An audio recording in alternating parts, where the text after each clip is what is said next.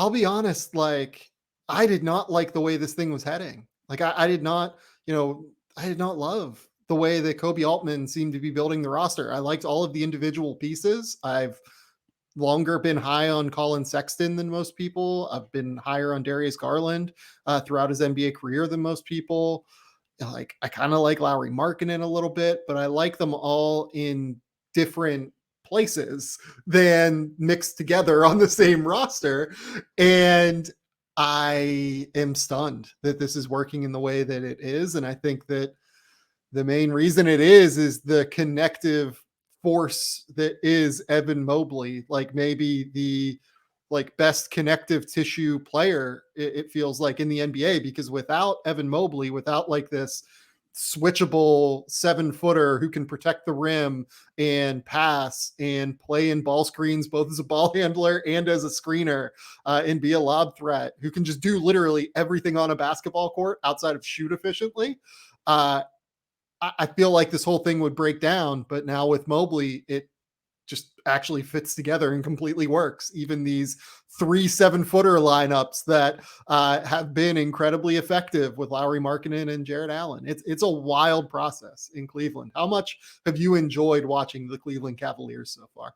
I mean, a lot. They've been really a big surprise. Another thing that I think is underrated is the presence of Rubio. I think Rubio is like a Yeah. pretty remarkably good culture fit and just wise. I mean, he's just and he's become a more efficient shooter. Obviously, over the course of his career, he's just a good guy to have around at this stage of your rebuild. But I don't even think you would call it a rebuild anymore, because when you hit it rich the way that they have with Mobley, and Mobley on the defensive end is an umbrella. He's sort of a value raiser for the people around him, because he's not an overly, like, in terms of like what I call like positional wagering. You see some guys, like I saw Matisse Thybulle talking about how it was a quote from Danny Green saying, like, you're a great defender, but your gambling is something that is putting you in a bad position a lot. Mobley is not a big gambler because he doesn't have to be. Like, he moves so fluidly. Right. He doesn't get out of position easily. And, those kind of things, you leave your teammates with the check if you're doing that a lot. Like, if you're getting out of position, then everybody else is out of position trying to cover you, and that creates fouls, that creates easy buckets. Mobley is just so far ahead on that front. Like, he's so positionally smart. If you watch him, I was sending a clip of him, like Miles Bridges, and we were talking about this on our show recently, that like Miles Bridges was attacking him, and you could just see Miles Bridges, where he normally dusted people, like makes a couple shifty moves. Mobley was like mirroring him, and he's significantly bigger. But he's a value raiser on that end, and then he just makes pieces make sense. Like what you were describing about pieces not fitting together. Mobley, some teams will have good pieces. I think about like the Lakers back in like the mid 2010s, when they had all those guys that were like, I like these guys. Why do they suck so bad? Why is this so not fun to watch? Why is this the worst offensive team I've ever seen? And then those guys go on to do other things. It's like a show that sucks with a lot of great actors. You're like, why Right. And then we watch the Kings try to play a Luke Walton offense, and we see how that works. Yeah, but then we see it, and it's like, well, why did that show not work? And then all those actors go on to be in other great stuff. So it's like sometimes the context isn't there, and it's like what you were talking about. Like I've said over and over again, Cavs fans that know me, you're probably sick of me saying this, but I despised the Garland Sexton fit. I didn't know what the hell they were doing. I don't even know long term if it's going to continue to be a thing. But the luxury that they have is there's not crazy pressure on that dynamic. Like that's what the presence of Mobley has done. So they could potentially make a move down the road here, or and then they have a Coro sitting in the wings, literally here, like an investment that could just go to the moon and is a quality on-ball defender. The Cavs went from, I see how it went for them, and then I see, like, for a team like we were talking about OKC, who is just kind of like have all these weird pieces. I made a video recently about how they have weird pieces. You can like make sense in a hurry if you can get a context changing player like Mobley, which is what he is. And context changing players to that extent come around, like in the two-way sense that you were talking about describing. Right. I mean, 15 years. I mean, like it's like a very rare thing. Chark said he thinks he could be the best player in the NBA someday. I was like, I don't know if I'm ready to totally get there, but he can be pretty fucking good, man. I mean, like he's pretty his impact is I was high on him and I think I underestimated him. Sorry, I really kind of monologued there, but I mean he's it's crazy what they've done. It's really impressive. No, I'm in the same boat. Like I loved Evan Mobley coming in. I said this is a multi-time. I would if the over/under is 1.5 All NBA teams for Evan Mobley. I said I would take the over, and I still underestimated him. I think. Like I feel pretty good about him being a top 10 player in the league at some point. Yeah. And I don't know that I felt that way coming into his collegiate career, which is wild. Like the level to which he has made problems go away for Cleveland is insane. Like, look, I'll ask you this question. I mean, I personally would still take Cade Cunningham at number one in a 2021 redraft because I think it's just so hard to find guys that can be efficient, heliocentric offensive players. And oh, by the way, in the case of Cade Cunningham, like he can be heliocentric while still playing like an unselfish brand of like heliocentric basketball because he moves the ball so quickly when he sees like a headman pass out in transition or a ball reversal to like a wide open Sadiq Bey, right? Like it's just so natural for him. I think it's hard to find guys that have that level of unselfishness while still being able to take on such an incredible usage and be a high level defender and everything. Mm-hmm. So I would still take Cade Cunningham personally at number one in the 2021 NBA draft. I mean, there's no question I would take Evan Mobley number two, but would you take Evan Mobley one or would you take Cade at number one? We had this discussion the other day, and Charks was teasing me that I wasn't ready to admit I was wrong. I was like, no, it's not. It's just that like the results aren't totally in yet either. You know, because Cade had a weird start. Cade had obviously coming off that ankle injury, he was getting his legs under right. him, kind of like I am trying to go on a trip as a lame old guy. But like Cade. I think the hesitation for me is that line between Helio, like what you were talking about, because truly Helio players are like they can flip the switch and totally go heavy volume.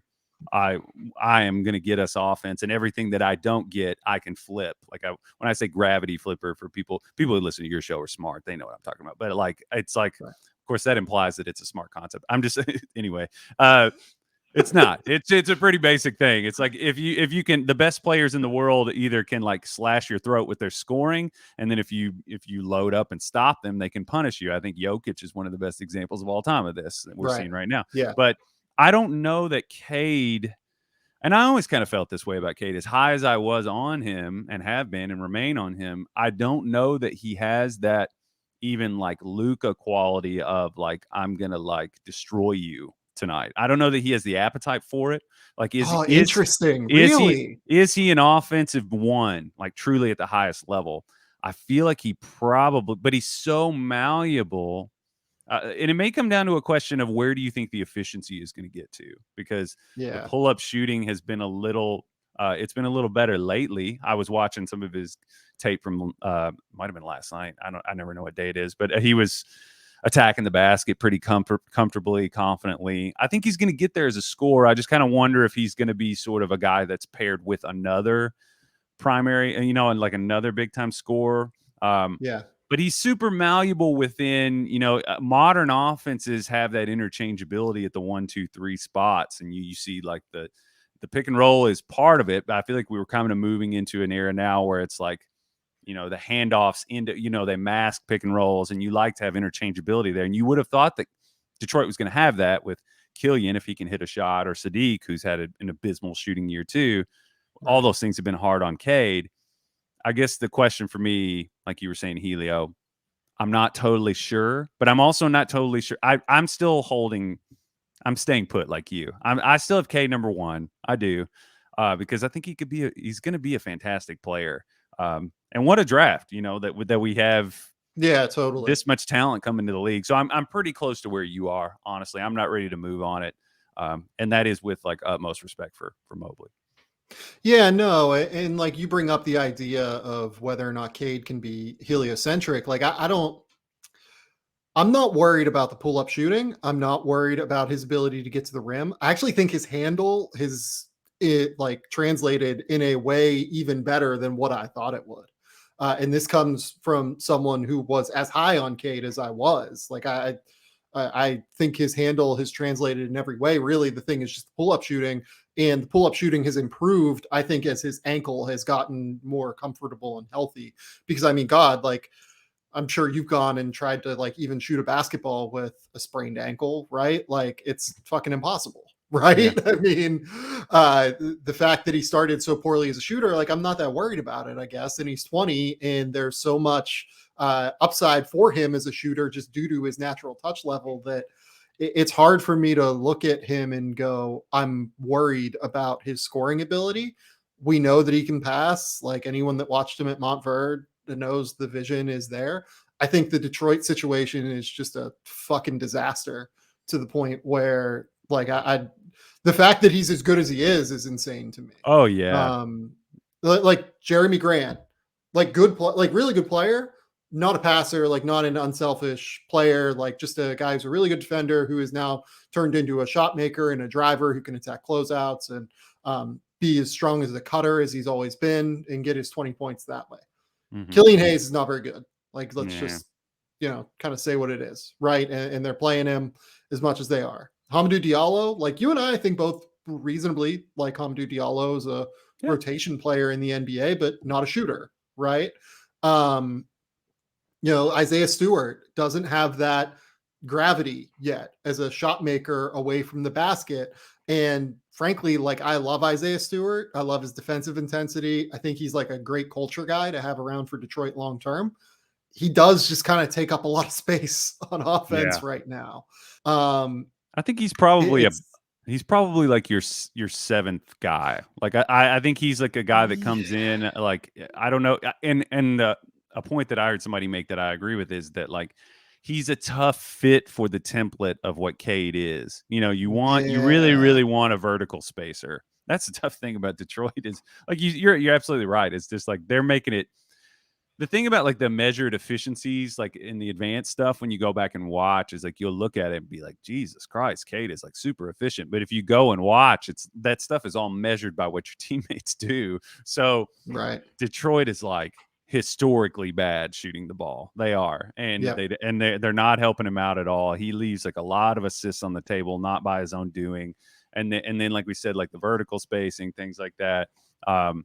It's tough for him because and it's been impressive. Like I agree with you on this front too, that like he's been as good as he is. All the other stuff is there. Like the defensive positional savviness is really good. It's been there consistent. And the more he gets efficient, I don't think we've even scratched the surface, like in terms of like his playmaking, the stuff I've seen at the other levels. Like we're just not there yet because the scoring hasn't quite gotten there yet. And when it does, I think we'll start to see more of that stuff because he stretches. He utilizes the entire width of the floor in a way that I think is going to make some of the people who are a little more cautious about him right now and they're a little hesitant there have been a lot of people who were like eager to be like, he's no good, which is just fucking ridiculous, frankly. That's just not like paying close enough attention to me because all of those other things have to kind of lock into place and then we'll see full Cade, in my opinion. Yeah, no, we have gotten like 30% of like fully operational Cade so far, which is terrifying. It feels like,